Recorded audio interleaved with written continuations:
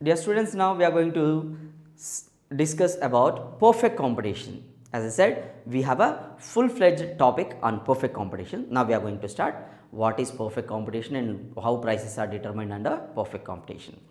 So, what is the meaning of perfect competition?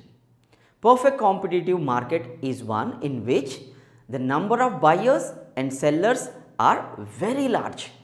Number of buyers and sellers are very large and all are engaged in buying and selling homogeneous products without any restrictions. There will be large number of buyers and sellers and they are engaged in buying and selling of homogeneous products. Underline this word, homogeneous products without any restrictions. It means, in other words, you can say that perfect competition is a market where there is no rivalry between firms or among firms, because there are many firms. There is no rivalry among firms. There will be pure competition. Hence, it is called perfect competition, because you have to differentiate these two words, rivalry and competition. Rivalry is dangerous, whereas competition is healthy. So, in perfect competition, there is competition among firms and there are large number of buyers and sellers who are engaged in buying and selling of homogeneous products. So, homogeneous products means what? Same, alike, same type of good. There is no differences, or there are no differences between the goods produced by two firms.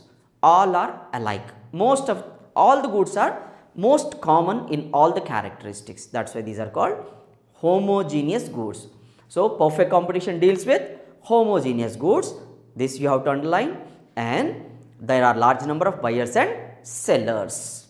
Now, we are going to discuss about what are the characteristic features of perfect competition. So, first one, large number of buyers and sellers. As I said, under perfect competition, the number of buyers and sellers are large, many, and the share of each seller and buyer in total supply of total demand is small. It means, relative to the demand, the supply of each firm is small, because there are many firms in the market. Everybody are producing to share the total 100%. Therefore, the share of individuals is less. It is small relative to demand. So, the next one is, no buyer and seller can influence the price. It means, since individual firms are producing only little quantity, their share is very little in the total supply, no single firm can influence the price. It means no single firm dominantly determine the price. So, no firm can decide price on its own. This is the meaning. And the price is determined only demand and supply. As I said, firm cannot decide its price on its own. It is decided by demand and supply. The reason is, there are large number of sellers and each seller supplies only less quantity. Therefore, single firm cannot decide the price. It is decided by the market demand and supply. So, thus the firm is a price taker. For example, I am a firm. I am not deciding the price. Demand and supply is deciding the price. Therefore, I am taking the price which is decided by the demand and supply. Therefore, I am called, it means a firm is called price taker, which is decided by the market forces called demand and supply. Now, the next character, homogeneous product. It means the commodities produced by all the firms of an industry are homogeneous, are identical, same. All the products which are produced by all firms are same, alike. The cross elasticity of products of sellers is infinite, because when a product has close substitute, it will have infinite elasticity. Since all these are substitute to each other, they have close substitute, because all are same. For example, X like y is like z, therefore you can buy either x or y or z, there is no difference for that. So that's why these are close substitutes to each other, and the one which has close substitute to each other, it will have infinite cross elasticity. And now the last one, as a result, single price will rule in the whole industry, because the price is determined by market forces, demand and supply. All firms are following the price which is decided by the demand and supply. Hence, only single price prevails in the market. Now, the last one is third one is free entry and exit.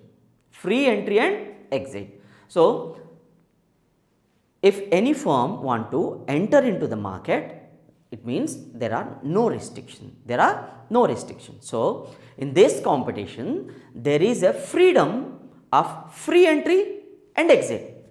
Free entry and exit. It means any firm or anybody can enter into the market without any restrictions. Market impose no restrictions on entry of a firm or exit of a firm at any time, whether it is earning losses or profits.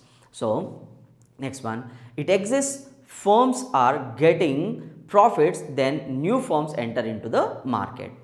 If existing firms, obviously when a firm is earning profits, obviously others who are observing the market from outside will get attracted with the profits, therefore new firms want to enter into the market. At that moment, market does not impose any restrictions, and if anybody wants to vacate the market while they are earning losses or profit, and even market does not impose any restrictions, it allows to exit even. So, the next one, perfect mobility of factors of production. Factors of production are perfectly mobile in the market. That is, under perfect competition, the factors of production are freely mobile between the firms. A factor can move from one firm to the other firm, laborers can move from one firm to other firm. There are no restrictions. Any factor can move freely from one firm to the another firm, and this is useful for free and exit of firms. It is useful for the previous character, free entry and exit of firms. Next one, absence of transport costs.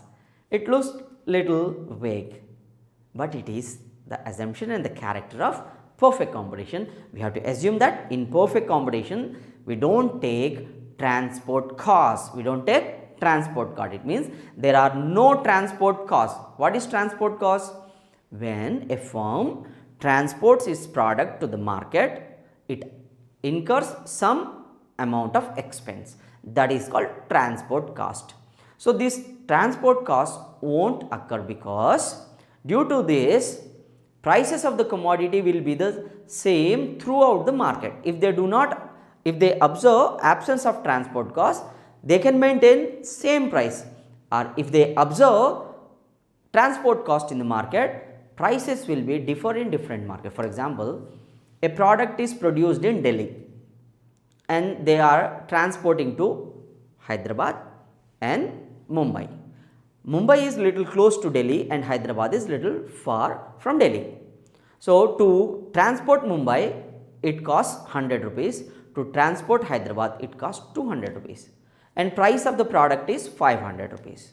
When it is transported to the Mumbai, it will turn as 600 rupees it will cost, and to the Hyderabad, it will turn into 700 rupees. It means different prices will exist in the market, but whereas its basic character is one single price. So, to maintain one single price, they do not observe transport cost in the perfect competition. Next one, perfect knowledge of the economy.